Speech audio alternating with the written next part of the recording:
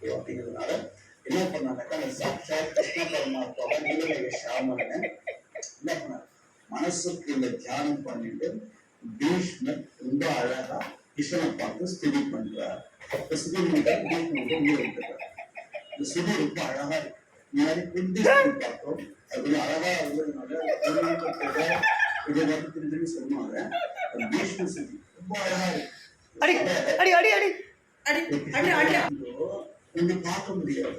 அதுக்கு அப்பாற்பட்டது இந்த கண்ணால அப்பாற்பட்டது வேதங்களே நேத்தி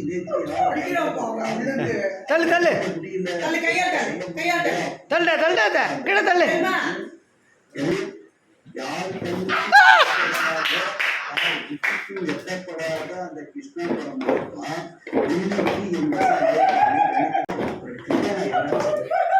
அந்த சந்தை